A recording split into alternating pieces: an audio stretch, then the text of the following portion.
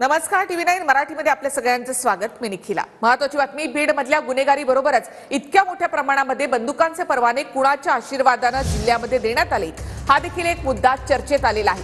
सभागृहामध्ये यावरून प्रश्न उपस्थित राहिल्यानंतर सामाजिक कार्यकर्त्या अंजली दमानिया यांनी याबद्दल ट्विट करत धक्कादायक आकडेवारी समोर आणली आहे. बीड जिल्ह्यामध्ये अनेकांकडे परवाने नसतानाही ते बंदुका वापरतायत असा एक व्हिडिओ दमानिया यांनी पोस्ट करत आरोप केलाय.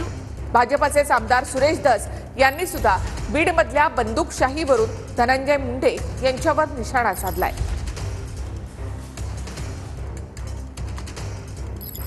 दमानिया यांनी आकडेवारी ट्विट केलेली आहे, काय आहे पाहूया. बीड मधील बंदूकशाही कुणीच विचारणारा नाही. शेजारच्या परभणीत 32 बंदूक परवाने तर एकट्या बीड मध्ये 1222 बंदूक परवाने. बीड मधील बंदूकशाही धाकच उरला नाही. परभणीमध्ये 32 तर अमरावती ग्रामीण मध्ये 243 शस्त्र परवाने आहेत. मग बीड मध्ये इतक्या मोठ्या प्रमाणावर कुणाच्या सांगण्यावरून बंदुका देण्यात आल्या? 1222 अधिकृत बंदुका वापरणारे आहेत, तर बीड मध्ये अनधिकृत बंदुका वापरणारे किती असतील? वाल्मिक कराडकडे परवाना आहे, पण त्यांच्याच गटातले कैलास फड, निखिल फड या दोघांकडे कोणताही बंदूक परवाना नाही. मी SP नवनीत कावत यांना मेसेज पाठवून त्यांना तात्काळ अटक करण्याचं आवाहन केलंय. अरे काय वागणे, पिस्तूल कोणाकडे पिस्तूल आहे? आमच्या पाटण तालुक्यात काय गँग तयार झाल्या? हे गँग ऑफ वशेपूरचे सगळं आकाचे सगळे माणसं. इतकं बिभत्सवानं चित्र झाल्यावर जो माणूस अजूनही म्हणतो माझं ऑब्जेक्शन आहे, धनंजय मुंडे साहेबांचं 12 ऑक्टोबरचं जे स्टेटमेंट आहे ते उन्मादाचं स्टेटमेंट आहे. त्यांचे जे वाल्मिक कराड आणि धनंजय मुंडे यांचे कार्यकर्ते त्यांच्या हातात पिस्तूल होतं आणि एकाने तर अक्षरशः ओपन फायरिंग करताना जो व्हिडिओ होता तो मी ट्विट केला होता आणि त्याची माहिती मी तिथले जे आत्ताचे नवीन SP आहेत नवनीत कावत त्यांच्याकडे मी ती पाठवली आणि यांच्याकडे ॲक्च्युअल लायसन्स आहे की नाही याची तपासणी करा असं मी त्यांना मेसेज पाठवला.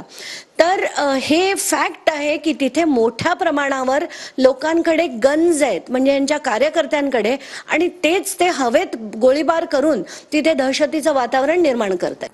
88 एकर जमिनीच्या सातबाऱ्यावर धनंजय मुंडे आणि कराड यांची नावं आहेत असा गंभीर आरोप अंजली दमानिया यांनी केलाय. तर जमिनी आणि गुन्ह्याचा कोणताही संबंध नाही असं मंत्री संजय शिरसाट यांनी म्हटलंय.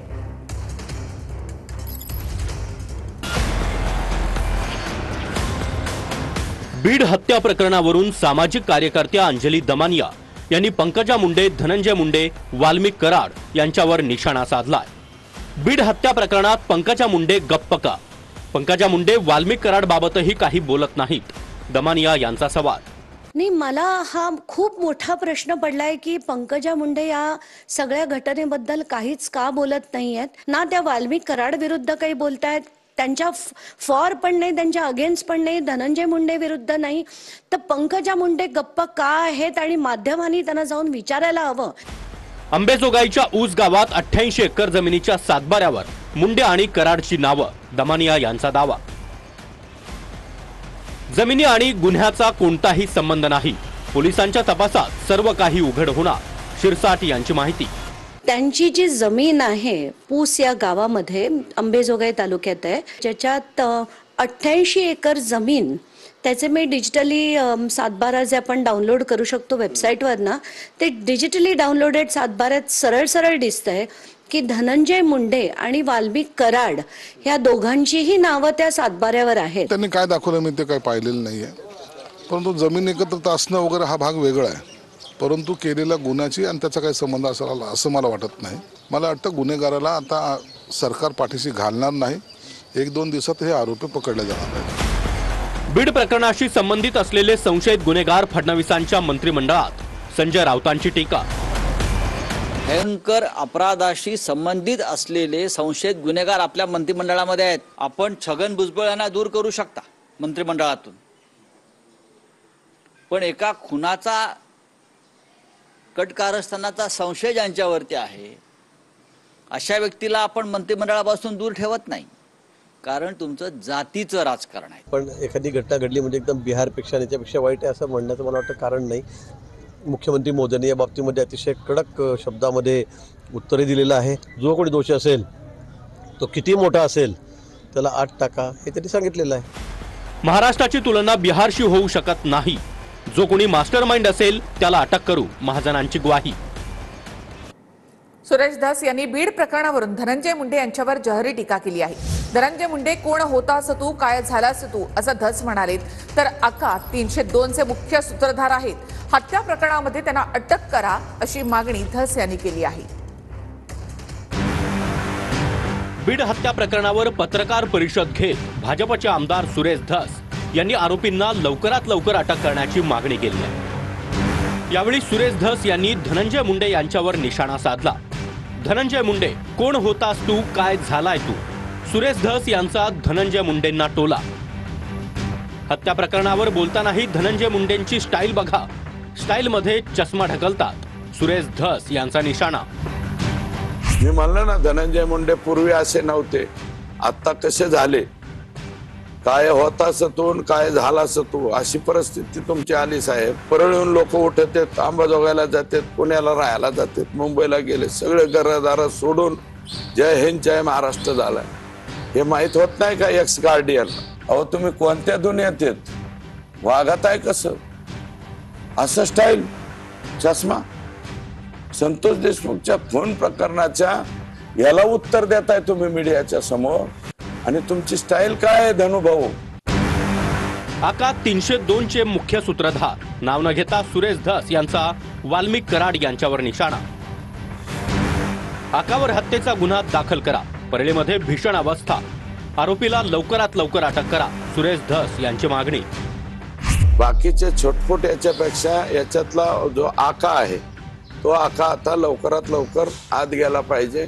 आणि तो 100% फक्त खंडणीच्या गुन्ह्यात आहेत असं माझं आता मत राहिलेलं नाही.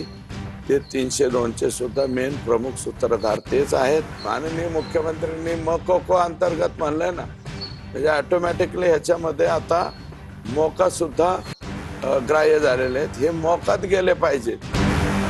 मागच्या पालकमंत्र्यांनी पालकमंत्रीपद आणि मंत्रीपद भाड्यानं दिलं होतं. धस यांचा हल्लाबोल. पंकजा मुंडे, धनंजय मुंडे पालकमंत्री होतील असं वाटत नाही. फडणवीस, शिंदे किंवा दादांपैकी कुणीही बीडचं पालकमंत्रीपद स्वीकारावं, धस यांची मागणी. गार्डियन जे मागचे गार्डियन हे मला वाटतं त्यांनी पालकमंत्रीपदही भाड्याने दिलं, मंत्रीपदही भाड्याने दिलं. लीज ॲग्रीमेंट त्यांनी केल्यामुळं मोठा प्रॉब्लेम झाला. राज्याच्या मुख्यमंत्र्यांनीच पालकत्व स्वीकारावं किंवा अजितदादा जरी या जिल्ह्याचे पालकमंत्री झाले तरी माझं काही मत नाही. परंतु मला वाटतं हे दोघंही होतील असं मला वाटत नाही. मस्साजोगला जागाता रिसॉर्ट कुणाचा आहे तपासा. शेतकऱ्यांच्या जमिनीवर रिसॉर्टचं बांधकाम, धस यांचा आरोप. मस्साजोगला जाताना डाव्या बाजूला जरा रिसॉर्ट कोणाचं चाललंय, कुणाच्या जागेवर चाललंय, तिथले शेतकरी टाव पडतायत. ते बीडचा तहसीलदार कोण आहे त्याला जाऊन विचारा ना तुम्ही. त्यांच्याकडे तक्रार आलेली आहे. बीडचे तहसीलदार काय झोपा काढतात? तर बीडमध्ये कोणाचीही दादागिरी आम्ही खपवून घेणार नाही असा इशारा मुख्यमंत्री फडणवीसांनी दिला आहे. बीडच्या पालकमंत्री पदावर आम्ही तिघेजण बसून निर्णय घेऊ असंही फडणवीसांनी म्हटलं आहे. वाल्मिक कराडला अटक करा, गुन्हा दाखल करा आणि बीडचं पालकमंत्री तर तुम्ही घ्यावं असं आहे की बीडचं पालकमंत्रीपद कोणी घ्यायचं या संदर्भात अजितदादा, मी आणि शिंदे साहेब आम्ही ठरवू. त्या संदर्भात ते कोणी घ्यावं, कोणाला द्यावं हे आम्ही ठरवू. पण बीडमध्ये कोणाचीही दादागिरी आम्ही चालू देणार नाही. माझ्या वडिलांची जशी हत्या झाली त्याप्रमाणेच आरोपींना शिक्षा व्हावी अशी मागणी संतोष देशमुख यांची मुलगी वैभवी देशमुख यांनी केली आहे. आम्ही आजही दहशतीमध्ये आहोत, आमच्या कुटुंबाला पोलीस संरक्षण मिळावं अशी मागणी देखील वैभवी देशमुख यांनी केली आहे. कुटुंबियांना तर एवढंच वाटतं की जसे माझ्या वडिलांचे हाल झाले तसे त्या आरोपींचे पण झाले पाहिजेत. कारण की त्यांना पण ज्या वेदना माझ्या वडिलांना झाल्या तर त्यांना पण झाल्या पाहिजेत. की दुसऱ्यांना वेदना दिल्यावर हे कसं वाटतं ते त्यांना पण समजलं पाहिजे. काँग्रेसचे नेते अमित देशमुख काल आले होते. त्यांनी तुझ्या सुरक्षेची आणि कुटुंबाच्या सुरक्षेची मागणी केली. तुम्ही कुटुंब जे आहेत सुरक्षित नाही आहोत? सुरक्षित म्हणजे तसं तर फक्त एक भीती आहे आमच्या मनात की हे जे आज घडलंय ते नंतर घडू नये, याच्यासाठी आम्ही संरक्षण मागतोय. भुजबळांची नाराजी हा एक गेम प्लॅन तर नाही ना? नाराज झाल्याचं दाखवून भुजबळ भाजपमध्ये प्रवेश करतील अशी शंका अंजली दमानिया यांनी व्यक्त केली आहे. तर प्रसिद्धीच्या हव्यासापोटी दमानिया कोणताही आरोप करतात असा पलटवार सूरज चव्हाण यांनी केला आहे.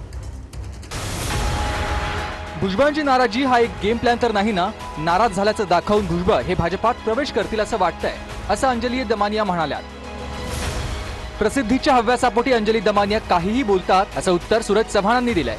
एक शंकेची पाल चुकचुकते की हे सगळा एक गेम प्लॅन तर नाही ना. एक ओबीसी नेता भाजपमध्ये हवा म्हणून कदाचित हे एक छान नाटक रंगवलंय. कार्यकर्त्यांचं असं म्हणणं आहे की त्यांनी भाजपत जावं असं दाखवतील आणि नंतर त्यांना फडणवीस आपल्या पक्षात घेतील. अंजलीताईचं काम फक्त प्रसिद्धीसाठी असतं. त्या सामाजिक कार्यकर्त्या म्हणून घेतात, पण त्या नाहीत हे महाराष्ट्राला माहित आहे. त्यांनी जी ट्विट केलेले, त्यांनी जे आरोप केलेले हे फक्त आणि फक्त प्रसिद्धीसाठी केलेले आहेत. राष्ट्रवादी काँग्रेसमध्ये मंत्रिपदावरून भुजबळ नाराज असतानाच अजितदादांनी एक सूचक विधान केलंय. आमदार रुसला, समजूत काढा, असं काही करावं लागणार नाही असं अजित पवार म्हणताय. हा एक 237 त्याच्यावर हा रुसला, हा फुगला, त्याला त्या ठिकाणी त्याची समजूत काढा असं काही सुरेशराव घुले यावेळेस करावं लागणार नाही. भुजबळ फडणवीसांना भेटायला जातात पण अजित पवारांना भेटत नाही. भेटीचा राजकीय अर्थ काय घ्यायचा असा सवाल अंबादास दानवेंनी केलाय. फडणवीसांनी राजकारणासाठी कुणाचा वापर केला नाही असं उत्तर दरेकरांनी दिलंय. छगन भुजबळांनी जे सांगितलं त्यांनी स्वतः सांगितलेलं आहे. आता अजितदादावर ते नाराज आहे, त्यांना फडणवीस भेटायला जातात, अजितदादा भेटायला जात नाही. याच्यातून राजकीय अर्थ काय घ्यायचा की मागच्या काळामध्ये आपण म्हणत होतो की फडणवीसांनी भुजबळांना सगळे आंदोलन करायला लावले. सत्य आहे असं समोर येतंय ना, असं त्याचा अर्थच आहे ना. छगन भुजबळांचा वापर करण्या एवढे ते काय दुधखोळे किंवा छोटे नेते नाही आहेत. आणि देवेंद्रजींनी आयुष्यामध्ये त्या ठिकाणी कोणाचा वापर करून राजकारण केलं नाही. देवेंद्रजींची सर्वसमावेशक भूमिका असते आणि त्याच्यामुळं सर्वांना सोबत घेत पुढे जावं अशा प्रकारचा त्यांचा स्वभाव आहे. जाहीरपणे नाराजी व्यक्त करू नये, सर्वजण संघटनेचे पाईक आहेत असं चंद्रकांत पाटील म्हणाले. तो माणूस आहे म्हणजे त्याला सगळ्या भावना आहेत, त्याच्यामध्ये मिळालं नाही त्यामुळे नाराजी ही पण एक भावना आहे. ती त्याने व्यक्त करण्यात काही चुकीचं नाही, ती त्याने जाहीरपणे व्यक्त करू नये. पण कधी कधी असं तुम्ही कोणीतरी त्याला फार तयारी नसताना विचारलं तर तो पटकन बोलून जातो की हो मला मिळाला होत वगैरे. नाराज छगन भुजबळ हे कुटुंबासह परदेश दौऱ्यावर जाणार आहेत. परदेश दौऱ्यावरून आल्यानंतर भुजबळ ही आपली भूमिका मांडतील. दादा काय कॉन्टेक्स्टमध्ये बोलले ते मला दाखवा, मग मी सांगेन. पण कुठल्याही शब्दाचं कुठेही जोडणं अप्रस्तुत ठरेल. मला असं वाटत नाही की दादा भुजबळाच्या संदर्भात या कॉन्टेक्स्टने बोलले असतील. त्याच्यामुळे हे सगळं कुठेतरी जोडलं जाणं हे अप्रस्तुत ठरेल. मी स्पष्टपणाची राष्ट्रवादी काँग्रेस पक्षाची भूमिका यापूर्वीच दिलेल्या पत्रकार परिषदेमध्ये केलेली आहे. एक बाब स्पष्ट आहे की भुजबळ साहेब एक ज्येष्ठ असल्यामुळे एक विषय वेगळा आहे, तो त्याच पद्धतीने त्याच गांभीर्याने त्याची सोडवणूक केली जाईल. पदभार स्वीकारल्यानंतर मंत्री संजय शिरसाट ऍक्शन मोडवर आले. संभाजीनगरमधील मागासवर्गीय मुलांच्या शासकीय वसतिगृहाला शिरसाटांनी अचानक भेट दिली. यावेळी बिअरच्या बाटल्या, तुटलेल्या खिडक्या पाहून शिरसाट संतापले.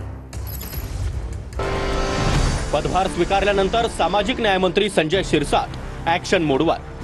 संभाजीनगरमधील मागासवर्गीय मुलांच्या शासकीय वसतिगृहाला शिरसाट यांची अचानक भेट.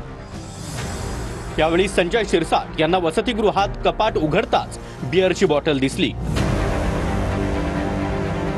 निकृष्ट दर्जाचं जेवण, अस्वच्छ टॉयलेट, तुटलेल्या खिडक्या पाहून शिरसाट संतापले. यानंतर मंत्री संजय शिरसाट यांनी अधिकाऱ्यांची कान उघडणी केली. आता किती दोन आहेत सर. दोन ते एक निकाळे मॅडम आहेत आणि एक डनसावल मॅडम आहेत. आणि ते निकाळे मॅडम आर्थिक वृत्ती उतरायची त्यांची कुठे येते आहे वाटतं आहे. अच्छा अच्छा, मी येतो त्यांना म्हणा भेटायला येतो. हा गुच्छ घेऊ. लाज नाही वाटत तुम्हाला लोकांना? सांगा त्यांना. हे असं पाहता तुम्ही लोक? थोडी तरी लाज ठेवा ना, थोडी तरी. राहून दाखव बरं, एक दिवस इथं राहून दाखव. मस्ती करायला पाहिजे तुम्हाला, फक्त पैसे खायचेत का त्यात आणखीन काही. थेट कारवाई करणार असल्याचा इशारा संजय शिरसाट यांनी दिलाय. तुम्ही कधी येत असता इकडे?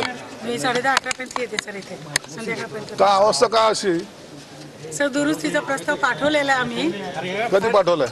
2-2.5 वर्ष होत आहेत. दुरुस्तीचा प्रस्ताव पाठवून 2.5 वर्ष झाले म्हणतात. मग काल आज पेपरला बातमी आली 2.5 कोटी तुम्हाला मंजूर आहे, ते कसले आहेत? ते ह्या दुरुस्तीचे आहेत सर. मग ते कुठे आहेत? अजून प्रशासकीय मान्यता प्राप्त झालेली सर जुलै 2024ला, परंतु निधी अद्याप प्राप्त झाला. ती अशी यांची अवस्था आहे. म्हणून आता हे सगळ्या अधिकाऱ्यांचा सुद्धा यांचा गय केलं जाणार नाही, यांच्यावर कारवाई केली जाईल. वसतिगृहात जनावरं देखील राहणार नाहीत अशी अवस्था संजय शिरसाट यांनी खडसावलं. आता जर पाहिलं तर या ठिकाणी ज्यांच्याकडे हा चार्ज आहे, एक मॅडम 2-4 दिवसापासून सुट्टीवर आहे. एक मॅडम आता तिला मी येणार आहे हे माहीत असून सुद्धा आतापर्यंत ती आलेली नाही. आणि मी जे हॉस्टेलचे जर रूम जर पाहिलं तर जनावर सुद्धा तिथं एक दिवस राहील की नाही अशी शंका आहे. संजय शिरसाट वसतिगृहात गेले ते चांगलं, दम देऊन समस्या सुटणार नाही, अंबादास दानवेंचा टोला. त्यांनी गेलं चांगलं केलं, पण तो दम देऊन काम संपणार नाही. आठवड्याभरात त्यांनी ज्या ज्या सूचना दिल्या त्याची अंमलबजावणी होती का? पुन्हा 1 आठवड्याने त्यांनी करावी किंवा तुम्ही तरी करावी, म्हणजे मंत्र्यांचं किती अधिकारी ऐकतात हे आपल्याला कळेल.